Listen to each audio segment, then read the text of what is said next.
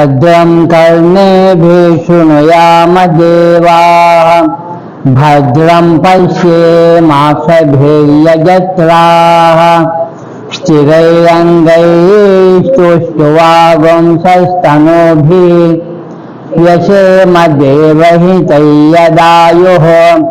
स्वस्ति न इन्द्रो वृद्धश्रवाः स्वस्ति नः पूषा विश्ववेदाः स्वस्ति नस्तार्क्ष्यो अरिष्टनेमिः स्वस्ति नो बृहस्पतिर्दधातु।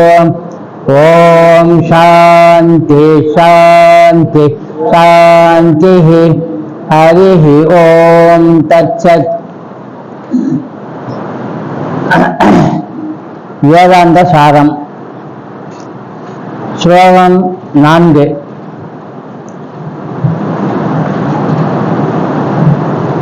ஸ்லோகம் முதல்ல படிச்சுப்போம். அஸ்ய வேதாந்த பிரகரணத்வாத் ததீயைஹி ஏவ அனுபந்தைஹி தத்வத்தா சித்தேஹே ந தே பிருத்தக் ஆலோசனீயாः. பிரகரண நூல் வேதாந்த சாரம் என்பது ஒரு பிரகரண நூல். பிரகரண நூல்னா என்ன? பிரகரண நூல்னா என்னவா உங்களுக்கு இது வரைக்கும் புரிஞ்சது இல்ல? பிரகரண நூல் வேற, பிரமாணம் வேற. பிரமாணம் என்பதுதான் அளவுகோல். பிரகரண நூல் அப்படின்னா சாஸ்திரிக தேச சம்பந்தம் சாஸ்திர காரியாந்தரே ஸ்திதம் ஆகுஹோ பிரகரணம் நாம கிரந்த பேதம் விபச்சிதக. ஒரே பொருள் என்னன்னா, சாஸ்திரத்துல ஒரு பகுதியோட தொடர்புடைய அல்லது சாஸ்திரத்தின் மூலமாகத்தக்க மற்றொரு காரியத்திற்கு பொருத்தமான சிறப்பான நூல் யாராவது எழுதியிருந்தாங்கன்னா அதுக்கு பிரகரண நூல்னு பேர். பிரகரண நூல் எதை பத்தி ஜாஸ்தி விலைக்கு பேசுவோம்? மைய கருத்து சாஸ்திரம். அதுவும் எந்த சாஸ்திரம்? சுருச்சி. வேற இந்த யோகம், மீமாம்சை, நியாயம், வைசேஷம் அந்த மாதிரி போயிடக்கூடாது. அதுவும் ஒரு உதாரணமா அதை எடுத்துக்கொள்றப்ப அதுக்கு பேர் பிரமாணம். இது பிரகரணம். சுவாமி நிறைய நூல்கள் எடுத்துட்டே வந்திருக்கார். பஞ்சதசி ஒரு பிரகரணம், அபரோக்ஷானுபூதி ஒரு பிரகரணம், விவேக சூடாமணி ஒரு பிரகரணம், கைவல்ய நவநீதம் ஒரு பிரகரணம், ஆத்மபோதம் எல்லாம் சங்கராச்சாரிய சொன்னதுதான். தத்துவ போதம். ஏன்னா எல்லா நூல்களும் ஏதோ மைய கருத்தா வச்சு பேசும். சுருச்சி. அதாங்க சாஸ்திரத்தின் ஒரு பகுதியோடு தொடர்புடைய ஏதாவது ஒரு சாஸ்திரத்துல கூறப்பட்டுள்ள விஷயத்தை விவரிக்கணும். அப்படி விவரிக்கிற நூல் தான் இது. அதனால 4வது ஸ்லோகம் பிரமாதமா ஒண்ணும் இல்ல, இது ஒரு பிரகரண நூல். ஏன்னா இது சாஸ்திரத்தை விளக்குது அப்படின்னு சொல்றார். இங்க 5வது அனுபந்தம்னு இதுலயே சொல்லியிருக்கார். அனுபந்தைகி அப்படின்னு. அனுபந்தம் என்றால் தொடர்பு படுத்தப்பட்டுள்ள ஆரம்ப விஷயம். இது என்ன அப்படின்னா தத்ர. அங்க என்ன சொல்றாரு? அனுபந்தம் நாம. அனுபந்தம் என்றால் அதிகாரி, விஷயம், சம்பந்தம், பிரயோஜனம். இது நம்ம மனசுல வச்சுக்கணும். இது ஏன் மனசுல வச்சுக்கணும்னு சொல்றோம்னா, எந்த நூல் எடுத்தாலும் சரி அதுக்கு ஒரு அதிகாரி, குவாலிஃபைடு ஸ்டூடெண்ட். குவாலிஃபைடு ஆகலைன்னா அந்த வகுப்புக்கு வர முடியாது. இப்போ இந்த வகுப்புக்கு கம்மியாக இருக்குன்னு நீங்க நினைச்சீங்கன்னா வெறும் குவாலிஃபைடு. மற்றவங்களுக்கு இன்னும் குவாலிஃபைடு ஆகலை. அவங்க எல்லாம் ராமாயணம், மகாபாரதம், புராண கதைகள் கேட்ட பிறகு இங்க வருவாங்க. நம்ம டைரக்டா பியூசி படிச்சு முடிச்சுட்டு காலேஜுக்கு வந்துட்டோம். காலேஜ் முடிச்சுட்டு அதுக்கு அடுத்த குவாலிஃபைடு என்னவா இருக்கும்? அதுக்கு பிறகு எம்ஃபில் படிக்கிறா. அப்புறம் கடைசியில் எல்லாம் படிச்சு அந்த சப்ஜெக்ட்ல நுழைஞ்சி போய் என்னென்னமோ பண்ணுவான். அதுக்கு என்னன்னு பேரு? அப்படி சொல்லணும், டாக்டரேட் பிஹெச்டி பண்றோம்னு சொல்லுவான். அது மாதிரி எத்தனையோ சுவாமிகளும் சாஸ்திரம் அறிந்தவர்களும் இதுல பிஹெச்டி பண்ணியிருக்காங்க. அத்வைதத்துல பிஹெச்டி பண்ணலாம், துவைதத்துல பிஹெச்டி பண்ணலாம். நீட் எழுதுறதுக்கு ஒரு புத்தகம் இருக்கான்னு கேட்டு அது வாங்கி படிக்கிறாங்கல்ல, அது மாதிரி பிஹெச்டி பண்றதுக்கு ஒரு பேப்பர் தான் இருக்கு உங்கள்கிட்ட. இப்போ இன்னைக்கு கொடுத்தது அதுதான். அது படிச்சீங்கன்னா பிஹெச்டி பண்ணுவீங்க. ஏன்னா அதுதான் விவரிக்குது. என்ன உதாரணங்கள் சொல்ல முடியுமோ, எக்ஸாம்பிள் சொல்ல முடியுமோ, அதெல்லாம் அதுல சொல்லப்பட்டிருக்கு. இதான் சொல்றாரு அதிகாரி. அனுபந்தம் என்றால் அதிகாரி, விஷயம், தொடர்பு மற்றும் பயன்.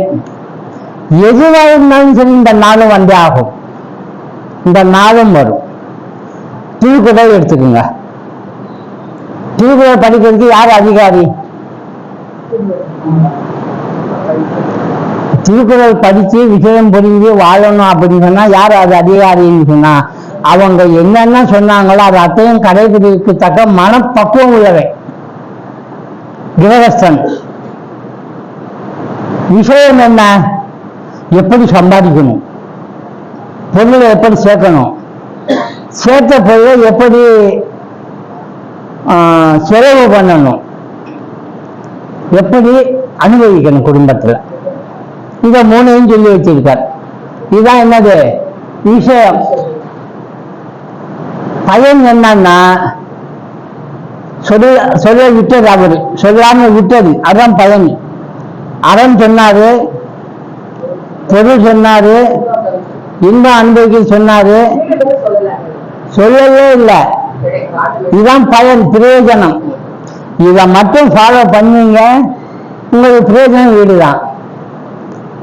ஏன்னா வீடு சொல்லலைன்னா ஏன் ஒரு பிறவி பெருங்கடல் நீந்துதல் நீந்தார் அப்படின்னு எல்லாம் ஏன் சொல்லணும்? இறைவன் அடி சேராதாருன்னு எல்லாம் ஏன் சொல்லணும்? அப்ப வீட்டை பத்தி சொல்றாரு அவர். உலகம் நிலையாமை அப்படிங்கிறதையும் சொல்றாரு. நிலையாமைன்னு ஏன் அதை போய் அனுபவிச்சுட்டு இருக்கணும் அப்படின்னு எல்லாம் கேள்வி வரும். அதனால அவர் என்ன பண்ணாரு, அறம்பொருள் இன்பத்தை சொல்லி வீடு எங்க வச்சிருக்காரு? அறத்துல இருந்து இன்பம் வரைக்கும் உள்ள 100 நாள் கோட்டு வச்சுட்டார். எது வேணாலும் எடுத்து பாருங்க, அதுக்குள்ள இந்த வீடு வரும். அதுதான் ரகசியம். எதுல? திருக்குறள்ல. அதுல எதுவுமே என்ன சொல்றோம், ஆபாசம்னு சொல்ல முடியாது. இன்பத்து பால்ல எல்லாமே என்ன, மதுர பாவனை. மதுர பாவனையில அந்த மாதிரி வியூல நீங்க பாருங்க, அதை அப்படியே ராதாகிருஷ்ணன் மாதிரி இருக்கும். பொருள் சேர்க்கறதுலையும் அப்படிதான். சாதனா சதுஷ்டயம், இந்த சாதனா பஞ்சகம் இதெல்லாம் படிக்கிறப்ப எப்படி பொருள் சேர்க்கணும், எப்படி செலவு பண்ணணும்னு சொல்றாங்களோ அது அத்தனையும் திருக்குறளை எடுத்து சொல்லியிருப்பார். இப்படிதான் பொருள் சேர்க்கணும்னு, தர்மம் எப்படி செய்யணும்னு, இப்படிதான் செய்யணும்னு சொல்லுவோம். என்கிட்ட காசே இல்லைங்க, என்னால வசதியும் இல்லை, வருமானமும் இல்லை, உழைக்கிறதுக்கு உடம்பும் இடம் தகவல், நான் எப்படிங்க தர்மம் அறம் எல்லாம் பண்றது அப்படின்னு கேட்டா கவலைப்படாது. தர்மம்னா என்ன தெரியுமா, அறம்னா என்ன தெரியுமா? அறம்னா என்ன, தர்மம் செய்யறதுன்னா என்ன பாருங்க. இப்ப நம்ம சமைக்கிறதுல சாஸ்திரங்களை படிக்கிறத காட்டிலும் 1.25 வரியில 7 வார்த்தைகள்ல எவ்வளவு பெரிய கருத்தை எடுத்து வச்சிருக்கார். அறம் என்பது என்ன அப்படின்னா, ஆமா, மனத்து கண் மாசு இளன் ஆதல். இவ்வளவு அழகா இருக்கு. மனதில் மாசு இல்லாம நீ பியூரிஃபைடா இருந்தேன்னா நீ நினைக்கிறதுலாம் அறம்தான். உன்னால என்ன செய்ய முடியாதுன்னா, வஞ்சனையா எதுவுமே பேச முடியாது, யாரையும் துன்புறுத்த முடியாது, யாரையும் ஏமாற்ற முடியாது, யாருக்கிட்ட இருந்தும் பொருள்களை பறிக்க முடியாது. நீ வேணா இழப்ப, உன் மனசு அப்படிப்பட்டது. அதனால யதார்த்தமான மனசு. இது எங்க சுட்டி காட்டுறதுன்னா, குழந்தைகள்கிட்ட சுட்டி காட்டுற. யதார்த்தம்னா எப்படி இருக்கும் அப்படின்னா, நம்மளாம் வளர்ந்துட்டோம், ஏண்டா வளர்ந்தோம்னு இருக்கு. ஏன்னா வளர்ந்தனால யதார்த்தம் போச்சு. அப்போ யதார்த்தமானது ஒரு ஆளை பார்க்கணும்னா யார்கிட்ட பார்க்கலாம் தெரியுமா? குழந்தைகிட்ட தான் பார்க்கலாம். யதார்த்தமான மனசு அவங்கள்ட்ட இருக்கு, நம்ம கிட்ட இல்லை. நாம யதார்த்தமா இருக்கக்கூடிய குழந்தைகளை அறிவு தகவல்னு வளர்க்குறப்ப என்ன செய்யணும் தெரியுமா?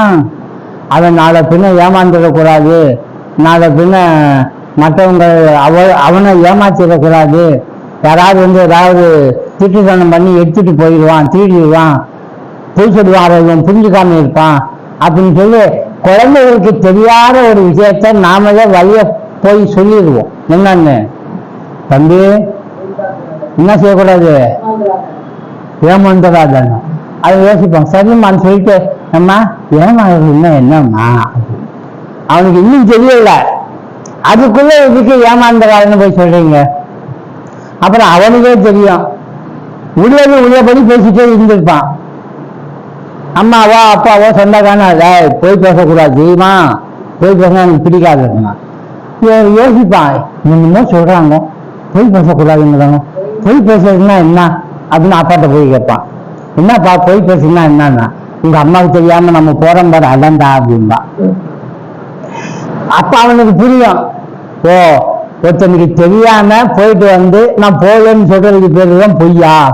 இது யதார்த்தத்தை நம்ம குறைக்கணும், விட்டு பாருங்க, யதார்த்தத்தோடவே வளரட்டும் பாருங்க, அவனுக்கு அப்படியே நல்லா புரிஞ்சு. இதுதான் சொல்றாருங்க, அதிகாரி இப்படி இருக்கணும், விஷயம் அது. சம்பந்தம்னா என்ன, நமக்கும் அந்த விஷயத்துக்கும் என்னையா சம்பந்தம்னா பிரயோஜனத்தை மையமாச்சுதான் சம்பந்தமே வரும். அதான் இங்க சொன்னார், சாஸ்திரத்தில் கூறப்பட்டுள்ள விஷயங்களை புரிந்து கொள்ளக்கூடியவன்.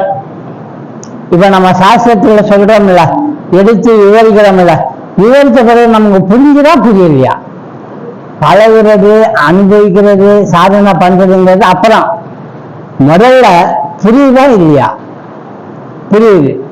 இன்னைக்கு ஹோட்டல்ல போய் உக்காந்து அது ஏதோ ஒரு பேப்பரை கொண்டு வந்து வைக்கிறான், அது சாஸ்திரம்னே வச்சுக்கோங்க, படிச்சு பார்த்தா ஒண்ணுமே புரிய மாட்டேங்குது. என்ன சாப்பாடு வேணும்னு கேட்கிறான், நம்ம அந்த பேப்பரை பார்த்து சொல்லணுமா, நமக்கு ஒண்ணுமே தெரியல. இந்த பேப்பர்லாம் வேணாங்க அப்படி வையான்னு சொல்லி ஒரு தோசை கொடு, 2 இட்லி கொடு, அவ்வளவுதான். அது என்னென்னமோ போட்டிருக்கு. சைடுல என்னான்றான், சைடுல ஒண்ணும் இல்லை, தோசைக்கு என்ன இருக்கோ அதை கூட அதான் சைடு, அது வேற என்னென்னமோ தருவார் மாதிரி, அதெல்லாம் வேண்டியதில்லை. இது மாதிரி ஆயிடுச்சுன்னா நம்ம கஷ்டம். அதான் சொல்றாரு, விஷயங்களை புரிந்து கொள்ளக்கூடியவனா இருக்கணும் ஒரு அதிகாரி, அவற்றை நடைமுறைப்படுத்தும் ஆற்றல் உடையவனா இருக்கணும். நமக்கு உண்டா, படிக்கிறோம், இதெல்லாம் நம்ம மாதிரி செய்ய முடியுமா அப்படின்னு நினைச்சான்னு வைங்க, அவங்ககிட்ட என்ன இல்லைன்னு ஆயிடும், பயப்படான்னு ஆயிடும். அப்பா ரொம்ப பயங்கரமா இருக்கு, இதெல்லாம் எப்படி நடத்துவது அப்படின்னு. ஒரு விஷயத்தை எடுத்துக்கொண்டு என்னால அதை செய்ய முடியும் அப்படின்னு தைரியமா எவன் பேசுறானோ, எதனாலும் விடுதல் இதுக்காக அப்படின்னு சொல்றானோ, அவனுக்கு தான் அந்த தைரியமா ஆற்றல் உண்டு. அது மாதிரி விசுவாமித்திரர்கிட்ட ஒருத்தர் மாட்டினார். யார் மாட்டினது? ஹரிச்சந்திரன். எதுக்காக என்ன செய்யணும்னு அவர் நடைமுறைப்படுத்துறதுக்கு வந்தாரு? சத்தியத்துக்காக, உண்மை பேசுவதற்காக. தன்னுடைய மனைவியும் பக்கத்துல வச்சுக்கொண்டு எது இழந்தாலும் பரவாயில்ல, நான் எதை இழக்க கூடாதோ அதை நான் ஒருபொழுதும் இழக்க மாட்டேன், அவர் தைரியம் எனக்கு இருக்கு, நீ என்னன்னாலும் பண்ண அப்படின்னா. வசிஷ்டா அதுக்கு பிறகுதான் சொன்னாரு, அவ்வளவு தைரியசாலியான அவன் சத்தியத்திலிருந்து ஒரு சீவன் பெறலாம நடந்தவர், நீ தான் தோத்துட்ட, அவனுக்கு நீ கொடுக்க வேண்டியதை கொடு அப்படின்னார். இவர் ஒத்துக்கொண்டார், நான் பெரிய தப்பு பண்ணிட்டேன், உன்னை சோதிச்சேன், நீ இப்படிதான் தவறுவேன்னு நினைச்சேன், ஆனா கடைசி வரைக்கும் குழந்தையும் இழந்த, அரசையும் இழந்த, சுடுகாட்டுக்கு எந்த தொழில் செய்வதற்கும் தயாரா இருந்த, உன் மனைவிய கூட என்ன செய்யணும்னு சொன்னேன்னா அதான் செய்யறதுக்கு தயாரா இருந்த, இழக்க தயாரா இருந்த, ஆனா சத்தியத்தை நீ இழக்கவே இல்லை பத்தியா அப்படின்னு இந்த அரசு உடனே ஒன்னது. ஏன்னா மக்கள் என்னவங்க கிடையாது, ஒன்னேதவங்க, மீண்டும் இந்த அரசை நீயே எடுத்துக்கோ அப்படின்னு இவர் பணிஞ்சார். பணிஞ்சவன விஸ்வாமித்திரர் ஒரு மன்னர், ராஜ ரிஷின்னு பேர் வாங்கினவரு. இப்பதான் வசிஷ்டர் சொன்னாரு, இப்ப நீ இந்த மாதிரி செய்து கொடுத்துட்டில்ல, நீ இப்ப பிரம்ம ரிஷி, விஸ்வாமித்திரா வா அப்படின்னு கூப்பிட்டார். அவர் வாயால விஸ்வாமித்திரரை பிரம்ம ரிஷின்னு பேர் வாங்கணும் அப்படின்னு ஏகப்பட்ட கலாட்டா பண்ணிட்டு இந்த ஹரிச்சந்திரனை வச்சு. இவனுடைய பேக்ரவுண்ட் தெரிஞ்சுதான் இதுதான் அது பிரம்ம ரிஷின்னு எப்படி அகங்காரத்தை ஒழியன் ஃபுல்லா. அகங்காரத்தை விட்டு பணியிறானோ, என்னைக்கு பணியிறானோ அப்ப அவன் பிரம்மரிஷி. பிராமணன் எப்படி இருப்பான்னா, ஒரு தூயம் கர்த்தத்துவம் இல்லாம இறைவன் அடியிலேயே வந்துட்டு இருப்பான், அவன்தான் பிராமணன். அப்படி யார் இருந்தாலும் ஓகே. அதை சொல்றார். ஆற்றல் உடையவன் அதிகாரி ஆவான். சாஸ்திரத்தின் தாற்பரிய பொருளோ விஷயம். ஒரு நூல் படிச்சோம்னா இந்த நூல் என்னதான் சொல்லுதுன்னு சொன்னோம்னா அது என்ன சொல்லும்? இந்த நூல் சாஸ்திரத்தை நிறைய விவரம் சொல்லிட்டே வந்து கடைசியில் முற்றுப்பட்டு ஒரு வார்த்தையில சொல்லுன்னா இந்த நூல் என்ன சொல்லும்? இந்த நூல்னு இல்லை, எந்த நூலும் என்ன சொல்லும்?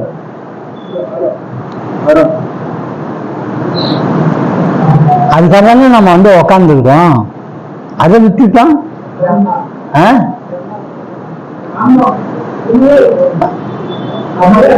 உண்மையே நீ அறிவாய், உண்மையே நீ அறிவாய். ரமணத்தை ஓயாம ஒருத்தர் போதாது. எங்க சுத்தி முத்தி ரமணத்தை பேசுவான்னாலும் கடைசி ரமணன் எங்க வந்து நிற்பாரு? நீ யாருன்னு பாரியா?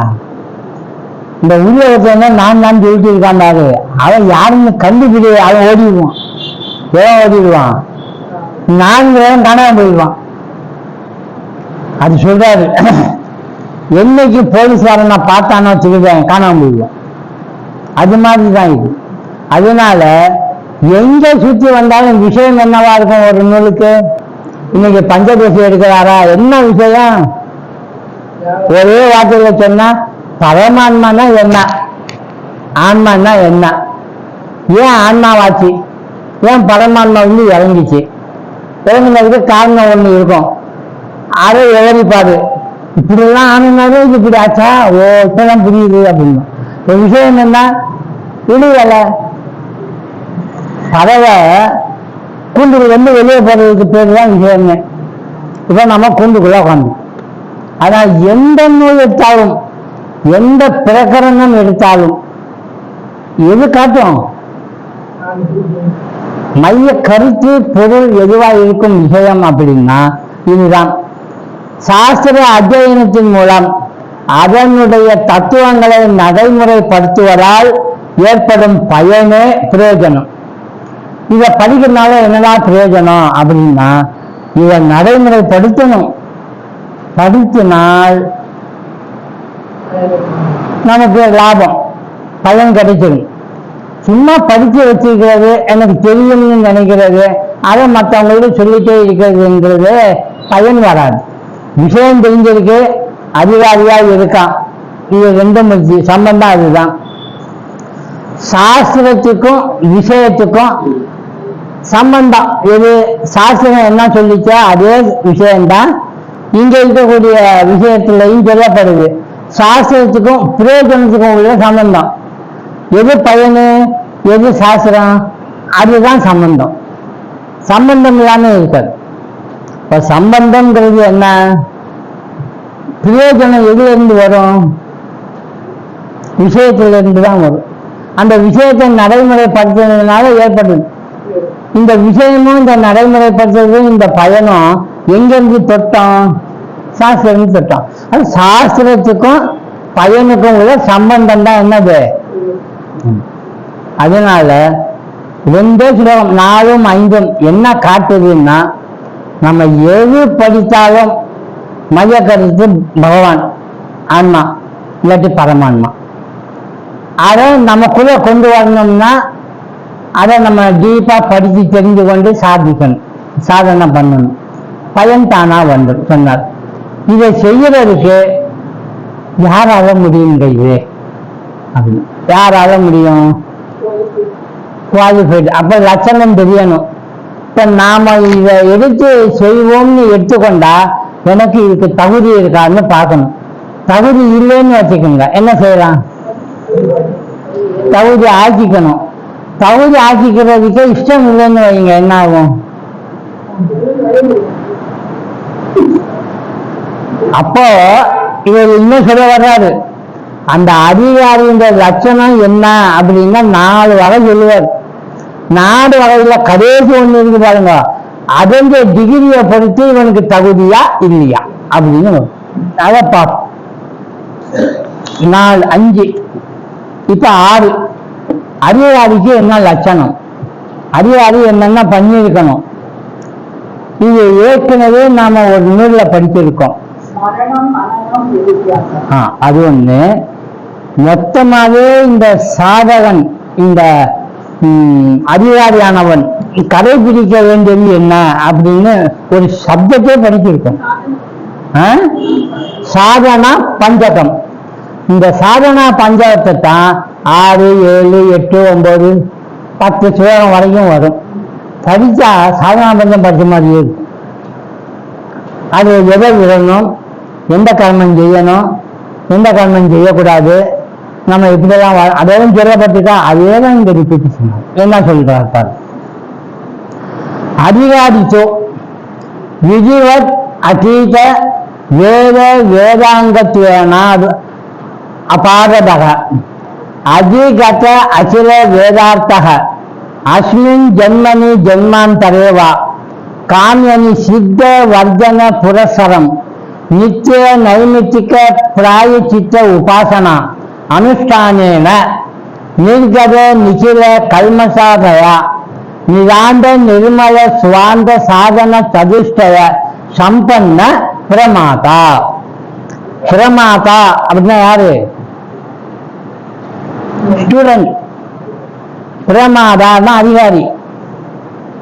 அவருக்கு என்னென்ன இருக்கணும் கீழே வரிசையா கொடுத்திருக்காரு, புக்கு பக்கத்தில் இருக்கு. முறையாக வேதங்களை, வேதத்தின் அங்கங்களை அத்தியனம் செய்து, அதாவது பயின்று, எல்லா வேதங்களின் பொருட்களையும் பொதுவாக அறிந்துள்ள தீப போனும் சொல்ல, தீப போனா MBBS இன்ஜினியர், BE அப்படி போயிடும். அது MA, WMA, BA. இது ஸ்பெஷலிஸ்ட். டாக்டர் கூட சாதாரண ஜெனரல் பிராக்டிஷனர், ஸ்பெஷலா படிச்சா. அதனால இந்த வேதாங்கத்துல எல்லாம் ஸ்பெஷலும் இருக்கு.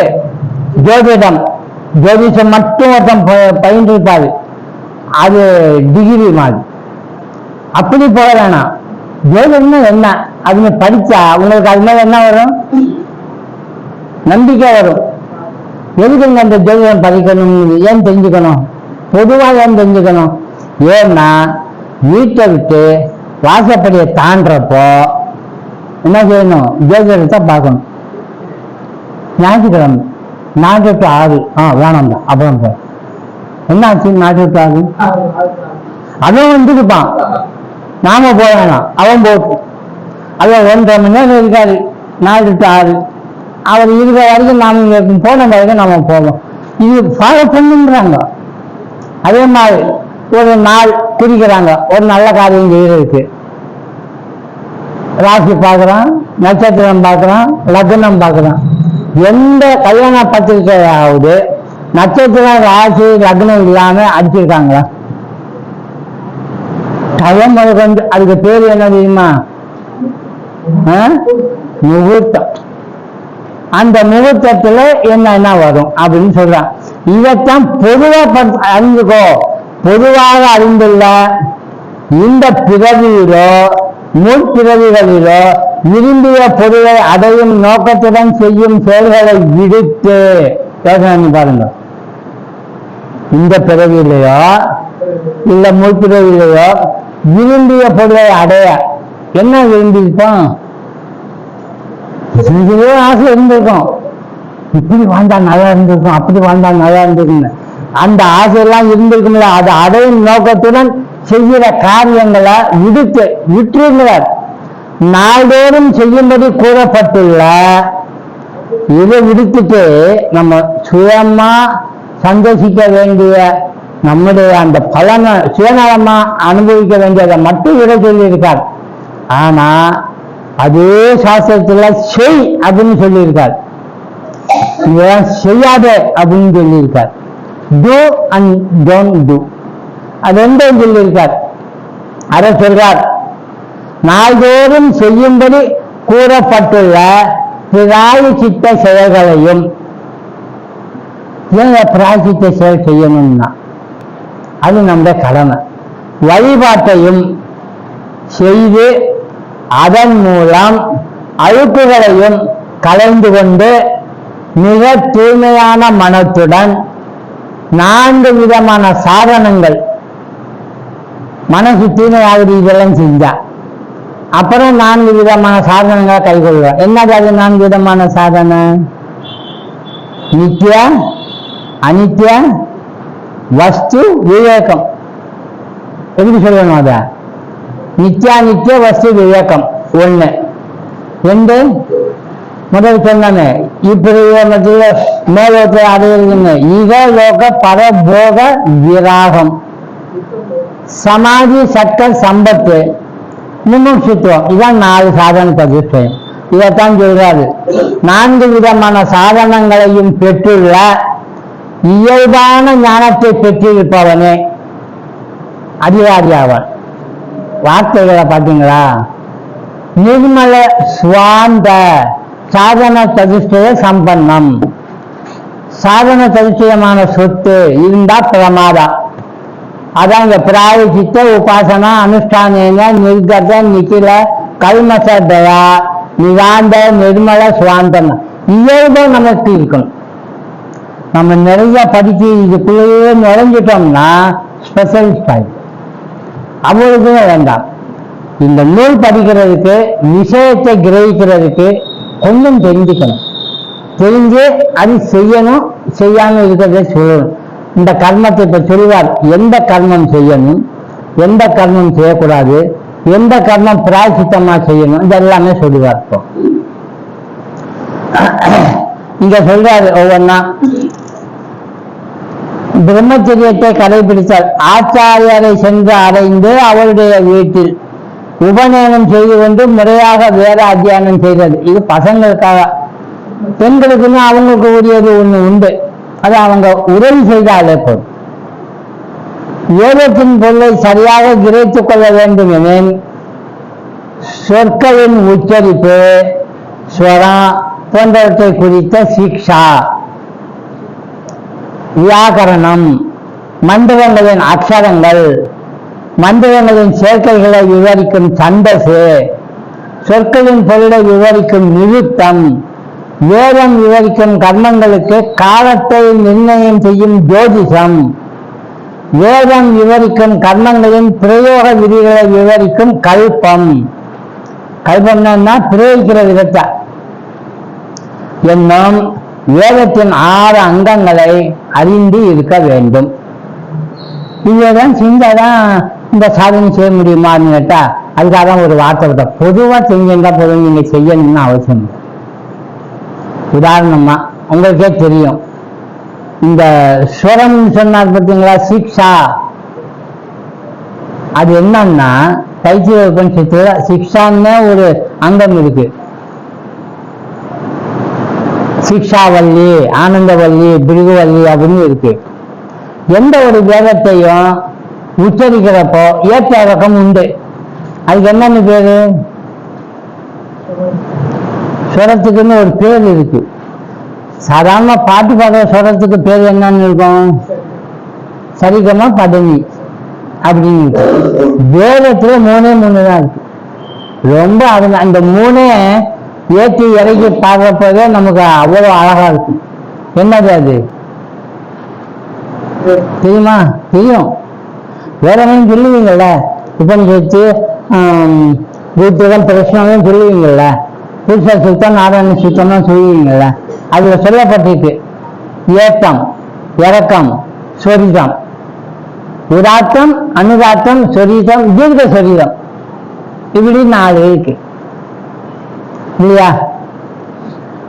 உதாத்தம் அப்படின்னா மேல தூக்கி சொல்றது, அனுதாத்தம்னா கீழே சொல்றது, சொரிதம்னா மேல சொல்றது. இது பிரகாரம் அந்த வேதத்தை அத்தியானம் பண்ணி சொல்றாங்க. என்ன காரணம்? மனம் பரிசுத்தமாகிறதுக்கும் மனசு ஒருமுகப்படுத்துறதுக்கு இது உதவி செய்யும். அந்த காலத்துல நீங்க தான் சொல்லணும், நாங்க தான் சொல்லக்கூடாதுன்னா இருந்தது. இப்ப அப்படி இல்லை, எல்லாருமே சொல்றா. உதாரணமா புருஷ சுத்தம் எடுத்துக்கோங்க. எப்படி ஆரம்பிக்குது? சகஸ்ரசீஷா புருஷ சஹஸ்ராட்ச சஹஸ்ரபாத் சபூனும் விஸ்வதோ விரித்வா. எது மேல போகுது, எது கீழே வருது, எது நடுவில் வருதுன்னு பாருங்க.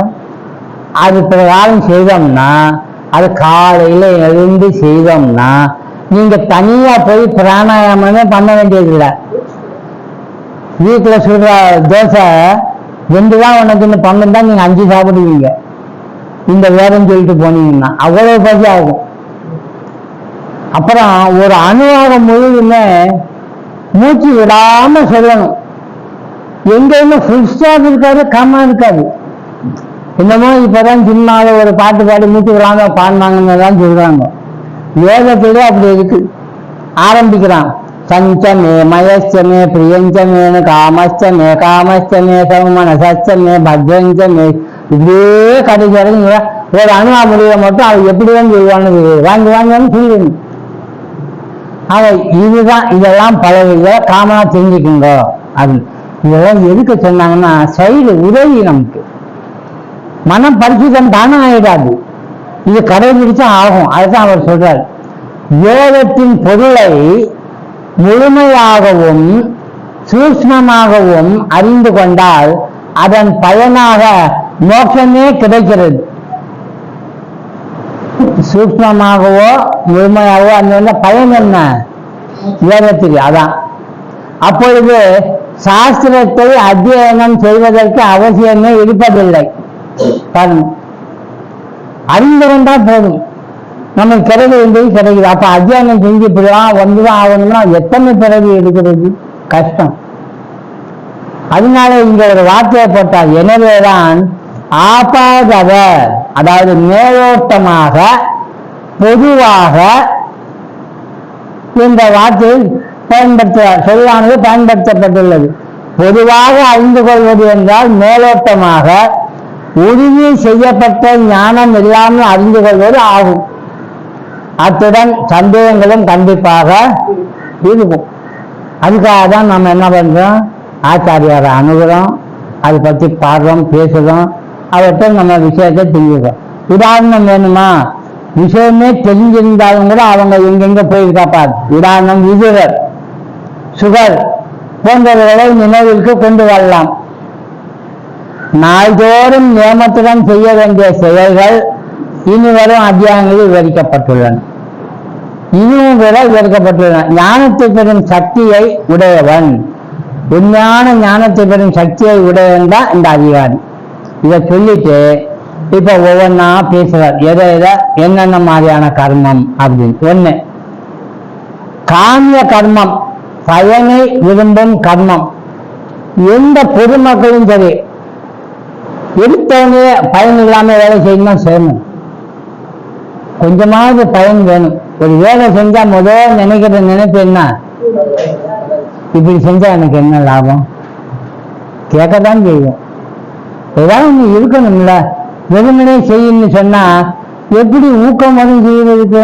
நீ செய்ய, உனக்கு ஒன்றும் கிடைக்காது அப்படின்னு என்ன வருவாங்க. அப்படி வர யாரா இருப்பான், பைசம்மாவா? நீ வா, செய், கஷ்டப்படு, ஆனா உனக்கு ஒண்ணும் கிடைக்காது அப்படிங்கிற சரி வரேன் அப்படின்னு சொல்லிட்டு வரவனுக்கு என்ன பேரு?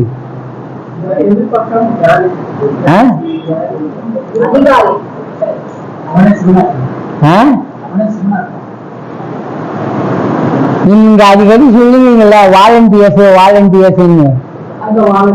யார் அவங்க வாலண்டியர்ஸ்க்கு? யாராவது சம்பளம் கொடுத்தாங்களா? வாலண்டியர்னால என்ன, தன்னை அர்ப்பணிச்சு தானா வந்து நீ ஒண்ணும் கிடையாது நம்ம செஞ்சுட்டு போறீங்க அப்படின்னு. கோயிலுக்கு போறாங்க, ஏற்பட்ட திருவிழா கூட்டம் எல்லாம் கோயில் முடிஞ்சு சாயங்காலம் வீடு போயாச்சு. அடுத்த காலையில பார்த்தா கோயில் எப்படி இருக்கும், சுத்தமா இருக்கும். இந்த பக்கம் தென்னு, அந்த பக்கம் வேலை, இந்த பக்கம் பேப்பரு, அது இதுவும் படகு இருக்கும்.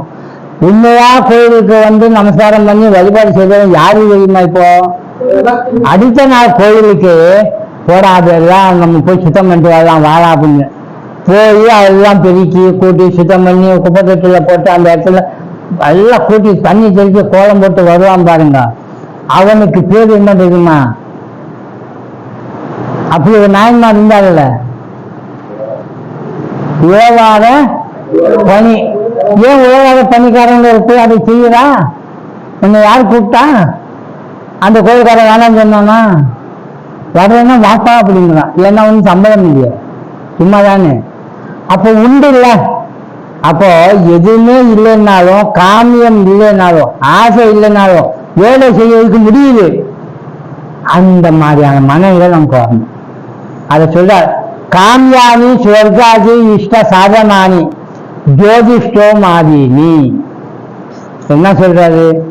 சொர்க்கம் போன்ற விரும்பிய பயன்களை ஏற்படுத்தி கொடுக்க வல்ல ஜோதிஷ்டோமம் போன்றவை பயனை விரும்பும் கர்மங்கள். ஜோதிஷ்டோமம்னு அதுல பலவும் இருக்குது. அது எல்லாம் என்னன்னா சொர்க்காதிகளில் இருக்கக்கூடிய வசதிகளோட வாழ்றதுக்கு ஒரு ஆசைப்படுறான். அது மாதிரி ஹோமம் பண்ணுவான். இந்த கர்மம் செய்வதற்கு அது ஆசைப்படுறான். அது கிடைக்கும்னு வேதத்திலேயே ஒருத்தர் இதை செய்யறேன்னு சொல்லி தப்பு தப்பா பண்ணான்னு சொல்லி அவங்க பையன் ஒருத்தர் அங்க போனான் யமதர்மராஜா கிட்ட. அவருடைய அப்பா. ஆமா. அப்போ அந்த மாதிரி ஒரு யாகம் பண்ண பார்த்தீங்களா? அது மாதிரி செல்வம், குழந்தைகள் போன்றவற்றை விரும்புதல். தசரதர் மாதிரி காமிச்சு புத்திர காமிச்சு யாகம். ஏதாவது ஒரு பொருள் வேணும்னு யாகம் செய்யலாம், கர்மம் செய்யலாம், செஞ்சுதானே ஆகணும். வேணும்னா இப்ப கூட ஒண்ணும் இல்லைண்டா, என்கிட்ட ஒரு அம்மா ரிக்வஸ்ட் பண்ணாங்க, சாமி கொஞ்சம் பிரார்த்தனை பண்ணுங்க சாமி அப்படின்னாங்க.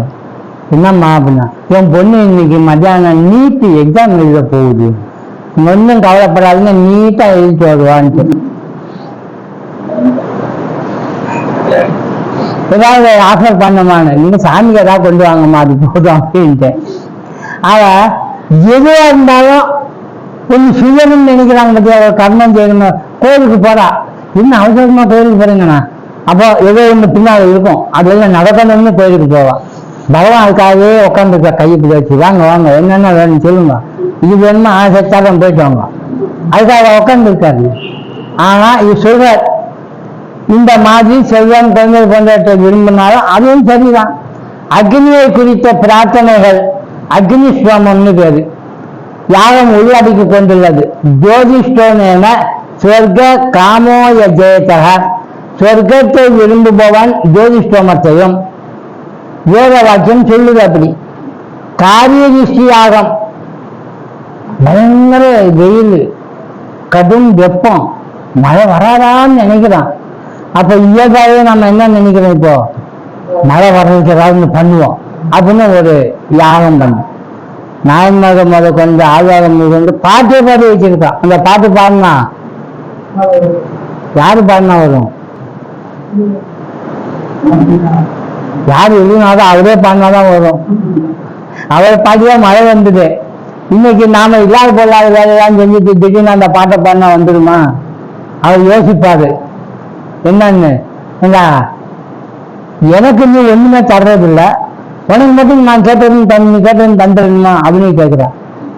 அதுதான் பகவத்கீதையில சொல்ற யஜ்ஞாய யஜ்ஞஸ்வ, யஜ்ஞத்தை குறித்து இந்த யஜ்ஞத்தை வச்சுக்கொண்டு நீங்க யஜ்ஞம் செய்து ஒருவருக்கு ஒருவர் முன்னேறி கொள்ளுங்கள். பரஸ்பரம் பாவயந்தக, பரஸ்பரம் யஜ்ஞம் செய்து கொண்டா. நான் ஒண்ணு செய்து உனக்கு ஹையர் தாலும் நீ எனக்கு இது கொடு, நீ எதிர்பார்க்காம கொடுக்கணும், அவன் எதிர்பார்க்காம கொடுப்பான். அதுதான் சொன்னார். அது ஒண்ணு. புத்திர காமிய யாகம், குழந்தைகள் வேண்டும் என்று செய்யும் யாகம், இதெல்லாம் காமிய கர்மம். நிஷித்த கர்மம் இப்போ அதாவது தவிர்க்க வேண்டிய கர்மம். யார் இதெல்லாம் செய்யணும் செய்யக்கூடாது யாரை சொல்றாரு? இது நேரம் அதிகாரி பிரமாதா. நீங்க இந்த நூல் படிக்க ஆரம்பிச்சீங்கன்னா இந்த மாதிரிதான் நீங்க விரும்புறது விரும்பாதது இருக்கு, இதெல்லாம் முடிஞ்ச மட்டும் அவாய்ட் பண்ணுங்கன்னு சொல்ல வராது. நரகம் போன்ற தேவையற்ற பலன்களை ஏற்படுத்த வல்ல பிரம்மஹத்தி போன்ற செயல்கள் தவிர்க்க வேண்டியவை. நிஷித்தானி நரகாச்ச அனிஷ்ட சாதனானி பிராமண ஹனநாதீனி. இந்த இடத்துல பிராமணன்னா நீங்க டைரக்டா பிராமணன் அப்படி யோசிக்காதீங்க. என்ன சொல்ல வராதுன்னா, யாரையும் நீங்க ட்ரீட் பண்ணாதீங்க, ஹர்ட் பண்ணாதீங்க, அதனாலதான் அவர் சொன்னார், வள்ளுவர் சொன்னார். அகிம்சைன்னா என்ன அப்படின்னு கேட்டா அது ஒரே ஒரு வார்த்தையை தான் சொன்னார். என்னன்னு, மனத்தளவுல கூட யாரையும் நீ தீங்கு செய்யக்கூடாது. மனத்தளவுல கூட, அதுதான் இங்க சொல்லப்படுது. அந்த மாதிரி செயல்களை நம்ம செய்யாம இருக்கணும். இந்த உலகத்துல அனுபவிக்கும் துக்கம், வறுமை போன்றவை மனித பிறவியை விட கீழான பிராணிகள், புழுக்கள் போன்ற பிறவிகள். பிராமணோன ஹந்தவிய, பிராமணனை கொல்லக்கூடாது என்னும் வேத வாக்கியம் உள்ளது. இந்த இடத்துல எந்த ஒரு ஜீவனையும் சொல்றார். அது நாம எதுக்காக அதை சொல்றாருன்னா, நம்ம பார்க்கிறப்போ கொள்ற சமயத்துல நமக்கு ரியாக்ஷன் வரணும். என்னன்னு, ஒரு பொருளை நம்ம ஹக் பண்றோம்னா, நமக்கு ஹக் பண்ணா நமக்கு வலிக்கும் இல்லையா, அதை நினைக்க சொல்றாரு. வள்ளுவர் என்ன சொல்றாரு, ஒரு பெரிய அதிகாரி அவருடைய கிளார்க்க வர்றப்போ தப்பு பண்ணிட்டான்னு சொல்லி அவனை எதிர்வார திட்டுவாரு, வசப்பாடுவாரு. அப்ப வள்ளுவர் இந்த மேல் அதிகாரியை பார்த்து ஒரு தீர்ப்புரை எழுதுகிறார். தெரிஞ்சிருக்கும். என்ன தெரியுமா, ஐயா நீ அவனை இப்ப திட்டல, நீ அப்படி திட்டப்போ நீ நினைச்சுக்கோ, என்ன தெரியுமா, உனக்கும் மேலதிகாரி ஒருத்தர் இது, அப்ப அவன் முன்னா நீ போய் நிப்பாரு, அதை நினைச்சுக்கோன்னு நினைச்சா என்ன ஆகும்? இவனை விட மேலதிகாரிக்கு முன்னாடி இவன் போய் நின்னா கைகாட்டிட்டு அவர் திட்டதெல்லாம் இவர் வாங்குவார்கள். அப்ப என்ன ஆகும்? நடாந்த ஆள் இப்படி திட்டாத, இப்படி பேசுறாத, அப்பதான் நினைக்க தோணும் இல்லையா? அதே நீ நினைச்சேன்னா இவனை நீ இப்படி திட்ட மாட்டேன். இதுதான் ஆட்சி பண்ணாம இருக்கிறதுன்னு சொல்றேன். அப்புறம் இயல்பாகவே சொல்லக்கூடியது சொல்றாரு இங்க. என்னன்னா,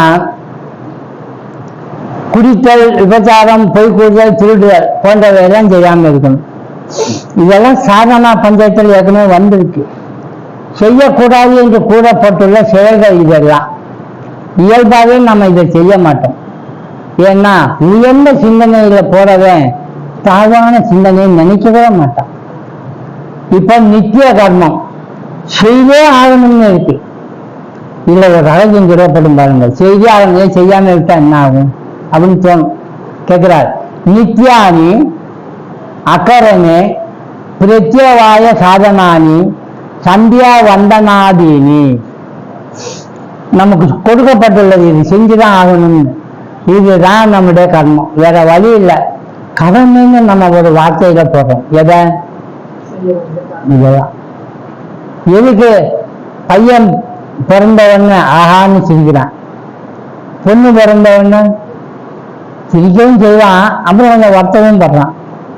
காரணம்னா ரெண்டுலையும் இருக்கக்கூடிய கடமை இருக்கு பார்த்தியா, அது ஆணை விட பெண்ணுக்கு ஜாஸ்தி ஆகுது, வலி ஜாஸ்தி ஆகுது. அது எப்படி சமாளிக்கிறது என்ற பயம் வருது.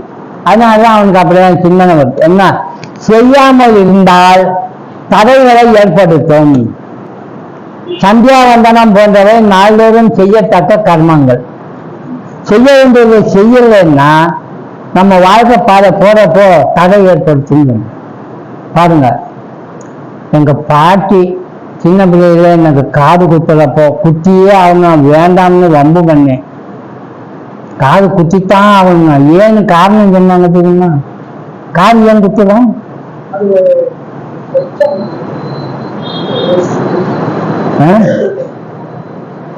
கீழே போயிட்டு வந்துருக்க, மேல வந்த வித்தியாசம் வேணுமா பாப்பாராம். அவரு ஓட்டை இருக்கு, ஓட்டை இருக்கு, பரவாயில்ல, வா.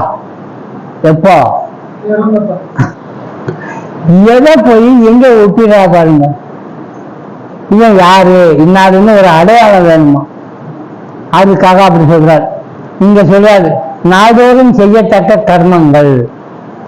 ஒருத்தனுக்கு வித்யாரம்பம் பண்ணல, தகுந்த காலத்துல ஒரு அப்பன் அவன் செய்ய வேண்டியதை தவறிட்டான்னு அர்த்தம். எந்த வயசுல வித்யாரம்பம் பண்ணணும்? அவனுக்கு பேச வந்து சொல்ல நாக்கு, அப்பவே கூப்பிட்டு வித்யாரம்பம் பண்ணிடணும். கொஞ்ச காலம் கழிச்சு அத்தியாயனம், இந்த அத்தியனம் பண்ண வைக்கிறதுக்காக காயத்ரி மந்திரத்தை பூனை போட்டு சடங்கு பண்ற, அதுக்கு என்ன பேரு? உபநயனம். எதுக்கு? படிப்புக்கு. கையை கற்றுக் கொடுக்கறதுக்கு இது தேவை. அதை வச்சு கொண்டுதான் அது இது செய்யாம இருக்கக்கூடாது. இத சொல்லாம சொல்றாரு வள்ளுவர். ஒரு அப்பனுக்கு என்ன கடமை தெரியுமா? பையன்கிட்ட படிப்பு சொல்லிக் கொடுக்கிறது தான். தந்தை மகர் காட்டும் நன்றி அவையத்து முன்னிருப்பை செய்வதுன்னு சொல்லிட்டார். ஆக அப்ப அந்த காலகட்டத்தில் அதை நிச்சயமாக செய்ய வேண்டிய செயல்கள் நித்திய கர்மங்கள். நித்திய கர்மம்னா வேற ஒன்றும் இல்லை, நிச்சயமா செஞ்சே ஆகணும். அந்த காலகட்டத்தில் அவங்களுக்கு. அதனால்தான் ஔவையார் போன்றவங்க எல்லாம் பாடி வச்சிருக்காங்க ரொம்ப கஷ்டமா. பிரயாணம் பண்ணிட்டு போறப்ப கூட கல்யாணம் ஆகாத வயது ஆகிக்கொண்டே போற ஒரு பொண்ணு ஒரு வீட்டுல இருந்தாங்கன்னா அந்த வீட்டுல நைட்டு தங்காது. கேள்விப்பட்டிருக்கீங்களா? இப்படி ஒரு பழமொழி இருக்கு. ஏன்? அவங்க செய்ய வேண்டிய கர்மம் காலத்துல அந்த பொண்ணுக்கு தாரவாத்து கொடுத்தாகணும். அது செய்யாம இருக்கக்கூடாது. தானா நடக்கிறப்ப அப்படின்னு நினைக்கக்கூடாது. இதுக்கு கடன். அதுக்காக தான் இவங்க உழைக்கிறாங்க. ஆக இந்த நித்திய கர்மங்கள் செஞ்சுட்டே போனோம்னா அவனுக்கு எல்லா விஷயத்தையும் தடைகள் எதுவுமே வராது சொல்ற. இவைகளை செய்வதால் எத்தகைய தனிப்பட்ட பலனும் ஏற்படுவது இல்லை. நல்ல யோசனை பண்ணுங்க. பையனை கூப்பிட்டு காது குத்தி பூனை போட்டா இவங்க என்ன பலனு? பலன் ஒன்றும் இல்லை, ஆனா செஞ்சாங்க கடன். இதுதான் கடன் படுறது. கடன் படாம இருக்கணும்னா என்னங்க செய்யுது?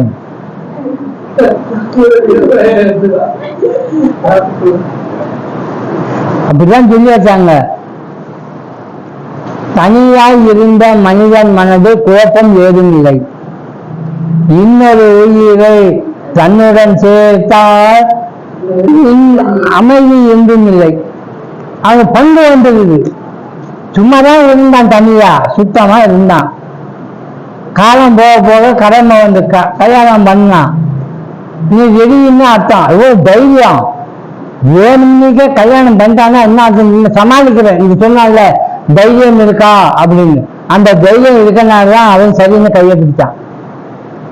அப்போ எல்லாம் செஞ்சாகணும். விளைவு என்னென்ன வரும்?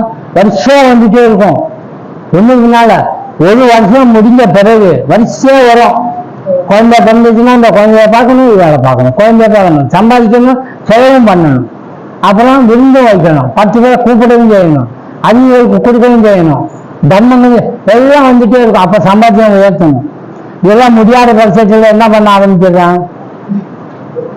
லஞ்சம் வாங்க ஆரம்பிச்சு. அப்படி வாங்கி செஞ்சாங்கன்னா தப்பாயிடும். அங்க முட்டுக்கட்டை போட்டுருவோம் சாஸ்திரம். நீ நல்ல வழியில தர்மம் அடுத்த பொடிய சேமிக்கணும், வேற வழியில சேர்க்கக்கூடாது அப்படின்னு. நல்ல வழியில சேர்க்கணும் அப்படின்னு யோசிப்பாங்க. முதல்ல தெரியாம போச்சு அப்படின்னு. அதான் எதுல நான் மயங்குறீங்க அப்படின்னு கேட்டா இதுல இருந்து எனக்கே தெரியல, எப்படி நான் விழுந்தோன்னே தெரியல. ஒரு ஜோக்க அதுக்கடி சொல்லுவேன் நான். சும்மாதான் உக்காந்துருந்தான். ஒரு பொண்ணு வந்தது, தூரத்துல உக்காந்துது. பார்த்தான், அது சிரிச்சுது. கண்ணத்துல லேசா குழி விழுகுது, அழகா இருந்துச்சு. இவன் பார்த்தான், பக்கத்துல போனான், குழி விழுந்திருந்த நேர போய் தன்னுடைய ப்ரொபோஸ் பண்ணான். அவங்க சரின்ட்டாங்க, கல்யாணம் பண்ணியாச்சு. இப்போ இவன் ஏன் ஆசைப்பட்டு செஞ்சான்? அவன் சொல்றான் ஃப்ரெண்டு கிட்ட, என்னடா அவன் குடும்ப வாழ்க்கை எப்படி இருக்குன்னு கேட்டான். அதை போடா, கன்னத்துல குழி விழுந்ததுன்னு ஆசைப்பட்டு கல்யாணம் பண்ணேன், அப்புறம்தான் தெரிஞ்சது விழுந்தது கன்னத்துல இல்லை, குழி எனக்கு தான்டா விழுந்துட்டு, நான் தான்டா விழுந்துட்டேங்கிறான். ஆராய்ச்சி பண்ண முடியாது, ஆனா தைரியமும் வேணும். வேணும்னு சொல்ல வரல. வள்ளுவர் ஒரு நாளும் இல்லறத்தை குறை சொல்லவே இல்லை. அந்த இதெல்லாம் செய்யணும், ஆனா எதிர்ப்புன்னு காட்டணும். இதை செய்யறதுக்கு திறமை இருக்கு, எது வந்தாலும் சரியா அப்படின்னு தைரியமா நிற்கணும். அதைத்தான் இங்க சொல்ல வந்தாரு. இதுக்கு என்ன சொல்றாரு?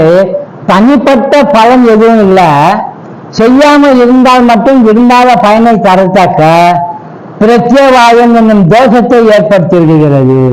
சப்போஸ் செய்ய வேண்டியதை நீங்க செய்யாம விட்டீங்கன்னா என்ன வரும்? தோஷம் வந்துடும். இந்த கருத்து மீமாம்சகர் அப்படிங்கிறவங்கள்ட்ட இருக்கு, 6 தசனத்துல 1. ஆனா சங்கராச்சாரியா இதை ஒத்துக்கிறது, வேதாந்தத்துல இதை ஒத்துக்கிறது இல்லை. அவருடைய பாணியே தனி. அது நாமும் சரின்னு சொல்லிக் கொள்ளலாம். ஏன்னா செய்ய வேண்டிய கர்மத்தை செஞ்சுதான் ஆகணும். செய்யாம விட்டா என்ன தோஷம் வரும்னு சொல்றாரு?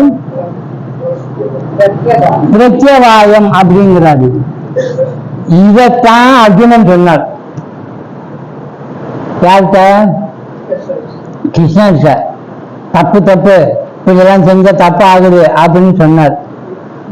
கிருஷ்ணன் மாற்றி சொன்னார், நீ செய்ய வேண்டிய காரியத்தை செய்யலைன்னா இந்த தோஷமெல்லாம் உனக்கு வருண்டா அப்படின்னார்.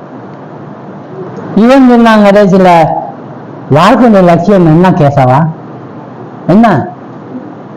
உன்னை பார்க்கறது தானே, ஆண்டவனை பார்க்கறது தானே, மோட்சத்தை அடையிறது தானே, இதெல்லாம் இருக்கு அப்படின்னார். ஆமான்ட்டார். அப்போ நீ என்ன சொல்ல வர்ற? உனக்குன்னு விதிக்கப்பட்ட நிமித்த கர்மம் நித்திய கர்மம்லாம் செய்ய வேண்டாம்னு நினைக்கிறியா? முடியுமா அவனால? ஆமா செய்ய வேண்டாம், முடியும் அப்படின்னா. அப்ப சரின்ட்டார். சரி என்று ஒரு வாக்கு கொடுத்தார். என்ன வாக்கு? இந்த நித்திய கர்மம் இருக்குல்ல, நைமித்திக கர்மம், நித்திய நைமித்திக கர்மம் அத்தனையும் விட்டுடு. முடியுமா? கேட்கிறார். எல்லாத்தையும் விட்டுட்டு நீ வேண்டாம் எனக்கு கரி அப்படின்னு வா, இந்த தோஷம் இருக்கிறது உனக்கு இது இல்லாம பண்றேன். இது வார்த்தை அப்படியே இருக்கு. சர்வ தர்மான் பரித்தியஜ்ய, தியஜ்யன்னா விடுறது, பரித்தியஜ்யன்னா விட்டுடுறது. ஐயோ நான் விட்டுட்டேனே செய்யாம கூட நினைக்காத. சர்வ தர்மான் பரித்தியஜ்ய மாம் ஏகம், என் ஒருவனையே சரணம் விரஜ. அப்போ நான் செய்ய வேண்டிய கர்மம் செய்யலைன்னா எனக்கு தோஷம் வரும்னு சொல்லியிருக்காங்களே சாஸ்திரத்துல. அதுவும் இந்த பிரத்யவாயம்ன்ற தோஷம் வரும், என்ன பண்றதுன்னா அப்போ அவர் சொல்றாரு, மாம் ஏகம் சரணம் விரஜ அகம் துவா உன்ன சர்வ பாபேபியம் மோக்ஷ இஷ்யாமி மாசுத்தக. இதெல்லாம் நீ செய்யாதனால உனக்கு என்ன வரும்? பாவம்லாம் வருமா, தோஷம்லாம் வருமா? அதெல்லாம் நான் தடுத்து நிறுத்தி உனக்கு மோட்சத்துக்கு வழிகாட்டுறேன். நீ செய்ய வேண்டியது ஒண்ணே ஒண்ணுதான், இதெல்லாம் செய்ய வேண்டாம் என்ன சரணம். ஆனா பக்தர்கள் என்ன பண்ணாங்க? பக்த விஜயத்திலையும் மீறா பண்றவங்க எல்லாம் வாழ்க்கையில வாழ்ந்து கொண்டு நித்திய நைமித்திக கர்மங்கள் செய்து கொண்டு ஆண்டவனத்தையும் சரண் அடைந்து கொண்டு செய்ய வேண்டியதை செய்யவும் செய்தாங்க, செய்யாம விட்டாலும் பாரகம் இல்லைன்னு விட்டாங்க. அதுதான் இங்க சொல்ல வந்தார். பிராரப்த கர்ம பலன் குறைகிறதுனர் செய்யாமல் இருப்பதால் விரும்பத்தகாத பலன் ஏற்பட்டு துயரத்தை ஏற்படுத்துகிறது. பிரத்யவாயம் என்றால் இதுதான் அப்படின்னு ஆரம்பித்தார். இந்த விஷயத்தை ஸ்ரீ சங்கர பகவத் பாதர் தம்முடைய தைத்திரிய உபனிஷத பாஷ்யத்துல, தைத்திரிய உபனிஷத்தினுடைய பாஷ்யம் படித்தோம்னா அது தொடக்கத்துல என்ன விவாதித்துள்ளாருன்னா, இது கிடையாது, விட்டாலும் அது ஒன்றும் பண்ணாது அப்படின்னு சொல்லியிருக்கார். காலை நண்பகல் மாலை வேளைகளில் செய்ய வேண்டிய செயல் சூரிய மண்டலத்தின் உட்புறத்தில் உள்ள பரம்பொருளை வழிபடுவது ஆகும். காயத்ரி மந்திர ஜபம் இந்த வழிபாட்டின் முக்கியமான அங்கமாக விளங்குகிறது. அத்தியனம்ன்றது அதுதான். அக்னிஹோத்திரம், பஞ்சமகா யஜ்ஞம் போன்றவை இதெல்லாம் சேர்ந்த நித்திய கர்மத்தோட சேர்ந்தது. இனி அடுத்து நைமித்திக கர்மம்னு ஒண்ணு இருக்கு, பிராயசித்த கர்மம்னு ஒண்ணு இருக்கு. இந்த 2 கர்மமும் முடிஞ்சதுன்னா அது பிறகு உபாசனைக்கு வருவார்.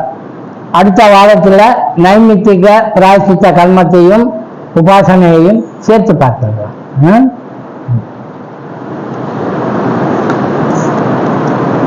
ஸ்லோகம் சொல்லுங்க. ஓம் भद्रं कर्णेभिः शृणुयाम देवाः, भद्रं पश्येमाक्षभिर्यजत्राः, ஸ்திரைரங்கை சுஷ்டுவாகும் சஸ்தனோபி யசேம தேவஹி தையதாயோ ஸ்வஸ்தி ந இந்திரோ விருத்தஸ்ரவாः ஸ்வஸ்தி நः பூஷா விஸ்வவேதாः ஸ்வஸ்தி நஸ்தார்க்ஷ்யோ அரிஷ்டநேமிः ஸ்வஸ்தி நோ ப்ருஹஸ்பதே ததாது. ஓம் சாந்தி சாந்தி சாந்தி. ஹரி ஓம் தத்சத். ஒரு நிமிஷம், இந்த பேப்பர் கொடுத்தேன் இல்லையா, அது எடுங்க. ஆத்ம சிந்தனை.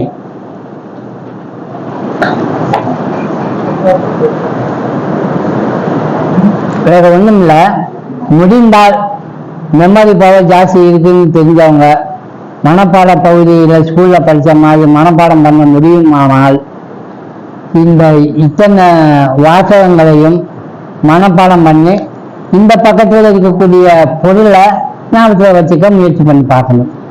நாம இங்க சமஸ்கிருதத்தில் இருக்கிறத விட்டுட்டு தமிழ்ல இருக்கிறத மட்டும் படிக்கிறோம். இப்போ பாருங்க, இது படிச்ச உடனே உங்களுக்கு என்ன தோணும்னா, இது அத்தனையும் நாம இருக்கிறோம், ஆனா நமக்கு தெரியல. இதைத்தான் நாம அசை போட்டுட்டே இருக்கணும். அதுக்காக தான் இதை எழுதிட்டு வந்தேன்.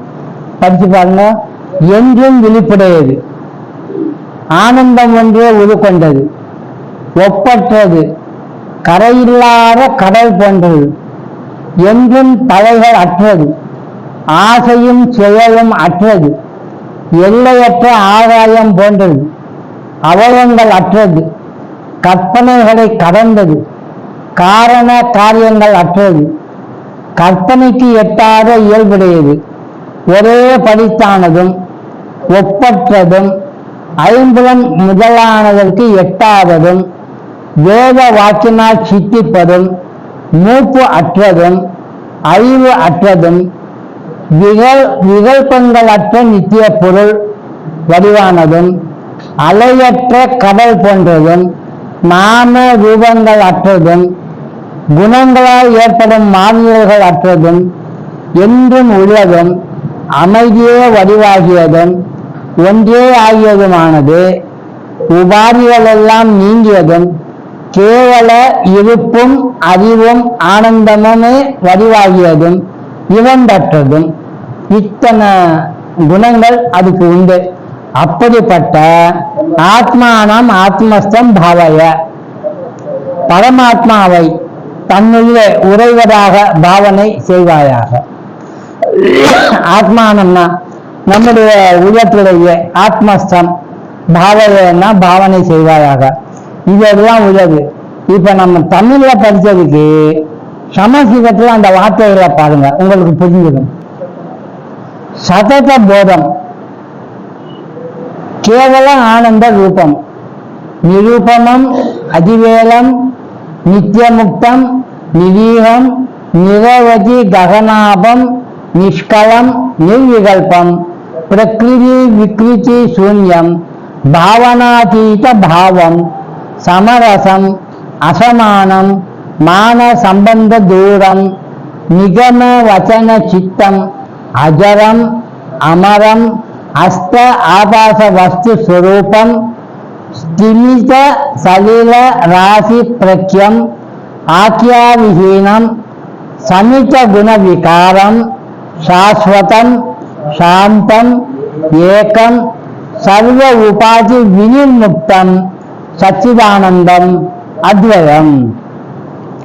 சர்வ உபாதி வினிர்முக்தம், உபாதிகளெல்லாம் நீங்கியதும் அப்படிங்கிற எல்லா உபாதியும் நீங்குது. இப்ப நாம ஏதாவது ஒரு உபாதியில் இருப்போம், எல்லா உபாதியும் நீக்க முடியல, ஒரு உபாதி கடைசியில் நின்றுட்டே இருக்கும். அந்த உபாதியும் முற்றுமா நீங்கினது, அதாவது சர்வ உபாதி. இந்த மாதிரி உள்ள அந்த பொருள் தான் யார்தான்னா நாம இருக்கோம். இத்தனை சொத்து நம்ம வச்சுட்டு நம்ம யாரு, என்கிட்ட ஒண்ணுமே இல்லை அப்படின்னு நினைச்சிட்டு நம்ம நடக்கிற பூமிக்கு அடியில நம்ம பொருள் நிறைய இருக்கான், அது மேலேயும் நடக்கிறோம், ஆனா ஏழையா நடக்கிறோம். அது தோன்றணும்னா அதெல்லாம் நமக்கு அதை இத்தனையும் வச்சுட்டு நான் ஏழைன்னு நினைச்சிட்டு அப்படின்னு சொன்ன மாதிரி இருக்குது. அப்படியே ஒரு அறிஞர் சொன்னார். ஓகே.